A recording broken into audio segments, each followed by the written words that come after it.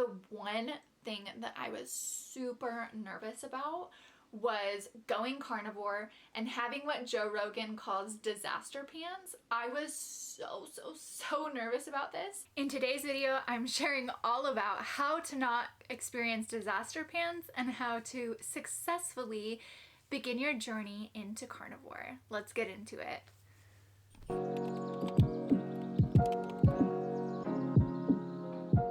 Tip number one is to buy quality meat.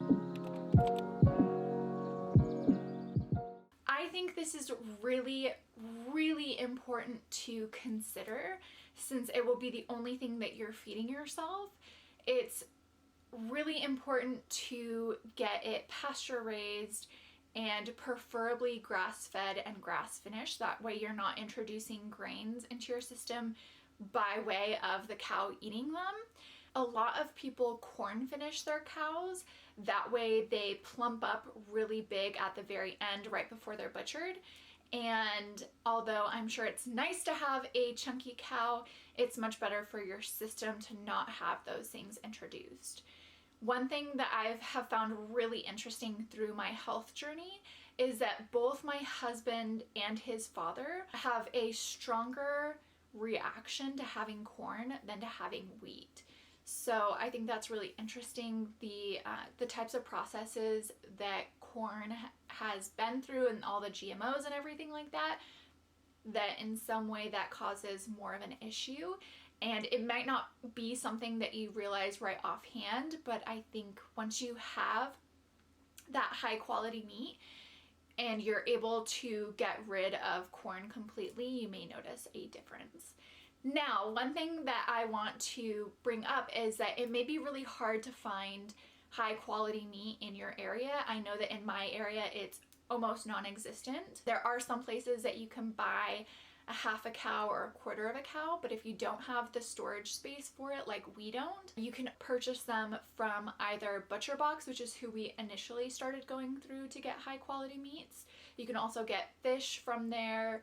And then the other one that we use is US Wellness Meats. They have a lot of different cuts that we weren't able to get through Butcher Box, so we kind of switch out using both of them periodically depending on what we want to have. My tip number two is that when you're getting started out, have a variety of meats to choose from so that each meal feels like something special and something different. I have noticed with some people, the reaction that I get, actually from most people, is I don't think that I could do that because I feel like I would get bored.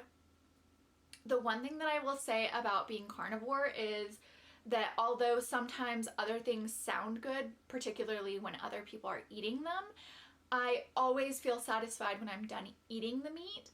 But it's nice to have a variety of options on your plate. So some things that I like to have on hand when I'm going shopping or when I'm ordering meat in is having sausage, ground meat, steaks, organ meat, and some kind of seafood on hand.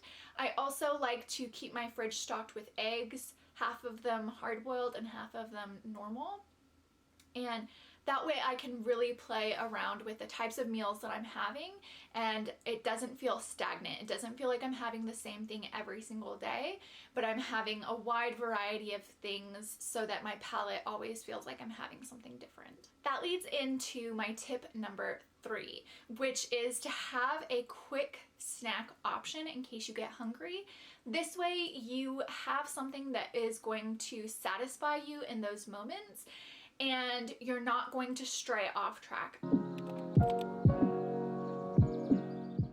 I personally find that when I get overly hungry, sometimes I make the wrong choices. So if I have something like hard-boiled eggs on hand, it's a good option to get something into my system so that I can make something or cook something up that is going to fully satisfy me. But in that quick moment, I can make sure that I nourish myself and I'm staying within my goal of remaining carnivore. Another option that I like to have on hand is some goat yogurt. You can also do normal plain yogurt. This one I feel like is a pretty quick thing to throw together and feed myself before I start cooking anything else. Now, I will say that it's pretty rare that I get so hungry that I have to like get something right away, but I think this is a really good option, especially when you're first starting out, to have something quick and handy that you can feed yourself if you're getting too hungry, or if you're the type of person who gets hangry where you like, if you wait too long to eat, you are really a mess and then you end up making the wrong choices because emotionally you just can't handle it. I have totally been there. What's another one that I like to have on hand? I also really like having pork rinds on hand to snack as I'm cooking something if I'm really hungry. Granted, again, this doesn't happen very often where I'm so hungry that I can't just cook myself something and eat and be satisfied, but when it does, I like to have the option to have something quick to grab. Anyways, I feel like that was a longer tangent than I needed to be. Tip number 4 is to have 1 or 2 options on hand that kind of just feed your soul.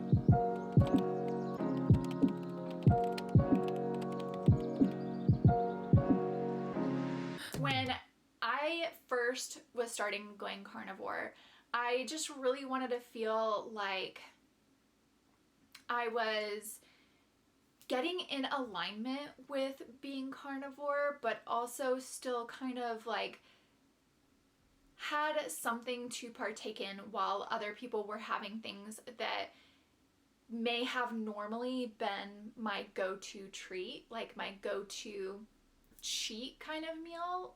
Let's say like if Brian was having ice cream, I wanted something that I could have on hand that made me not feel jealous of the fact that he was indulging. So I myself decided what that indulgence would be and what I would add to it that wouldn't make me feel like I was supremely going overboard. So for me, that is my yogurt bowls. If you've been watching any of my vlogs, you'll notice that almost every day I have a yogurt bowl. It kind of just is like that one thing that makes me feel fully satisfied. I used to have dark chocolate every night. I've kind of stopped having that. I am trying to see if that is what causes my back knee, and I just feel like I'm too far into adulthood to still be having this issue, and I need to figure out what's causing it. So I have pretty much stopped having chocolate. I have had it a little bit here and there, but as I'm going into the start of this carnivore journey, again, I'm going to try to completely remove it out of my diets and see if that's what causes this. So currently in my yogurt bowls, I'll be adding a little bit of honey. I like to only go about a teaspoon. And just an FYI, this is best if you add it in to your day right after an exercise or right before an exercise to up your glucose levels again. That's normally what people will do. I typically don't because I enjoy doing a fast, and I typically work out in the mornings and I don't like to end my fast too early. Anyway, so I put about a teaspoon of honey into my yogurt bowls.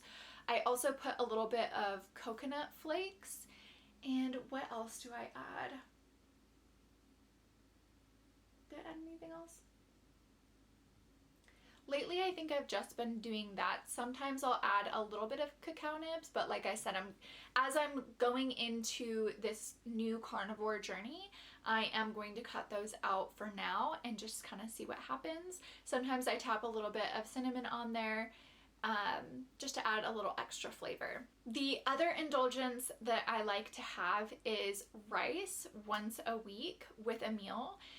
A lot of times I enjoy having heart cooked up. Brian makes this incredible heart kind of like stew thing, and then we put it over rice and it's amazing. It's a great way to get organ meat in while also having that rice, which is a higher carbohydrate kind of thing.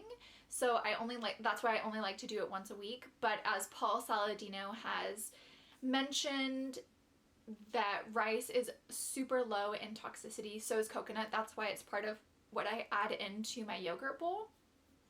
And I just remembered what sometimes I add into my yogurt bowl. It has been raspberries lately. So really, it's best to only have berries when they're in season, but I've heard a lot of people say that they've done really good on carnivore adding in either a little bit of honey or adding in a little bit of berries, and it makes it, I think, just like a little bit easier to stick to being carnivore.